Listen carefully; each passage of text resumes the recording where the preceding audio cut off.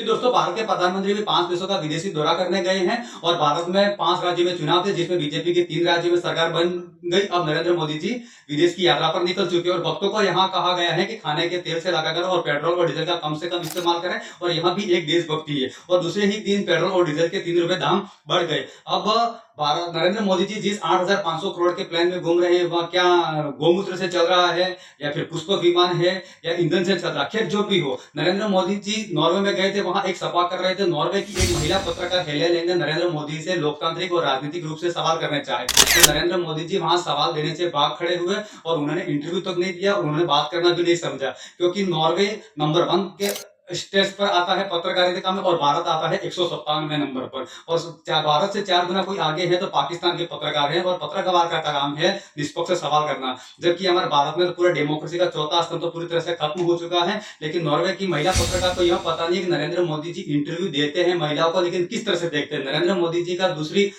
यात्रा थी ब्रिटेन की और ब्रिटेन के प्रधानमंत्री जॉर्जिया मेलोनी को मेलोडी गिफ्ट करते हुए, ठाठा खीखी करते हुए वहां पर नजर आए, लेकिन वहां पर जवाब देने से कतराते और नरेंद्र मोदी जी सिर्फ भाषण ही नहीं देते हैं। नरेंद्र मोदी सिर्फ मन की बात करते हैं, बाकी किसी की नहीं सुनते। और नरेंद्र मोदी जी ने 12 साल के अंतराल में एक भी प्रेस कॉन्फ्रेंस नहीं की और बाद में प्रेस कॉन्फ्रेंस करने वाले प्रधानमंत्री और राष्ट्रपति थे, मनमोहन सिंह थे और राष्ट्रपति अब्दुल कलाम साइंटिस्ट थे। उन लोगों ने प्रेस कॉन्फ्रेंस की, लेकिन नरेंद्र मोदी जी हमारे यहाँ सवाल नहीं करते। एक महिला की छवि खराब करने के लिए, जैसे कि अंजना ओम कश्यप, रूबिका लियाकत, चित्रा त्रिपाठी और सुधीर चौधरी और मानव गुप्ता, वो हेलेन लिंग की कमियां निकाल रहे हैं। वो कब से पत्रकारिता कर रही है, कब से नहीं कर रही, लेकिन हर मीडिया का काम होता है कि निष्पक्ष सवाल करना। लेकिन हमारे भारत के डेमोक्रेसी के तो चौथा स्तंभ ध्वस्त कर दिया।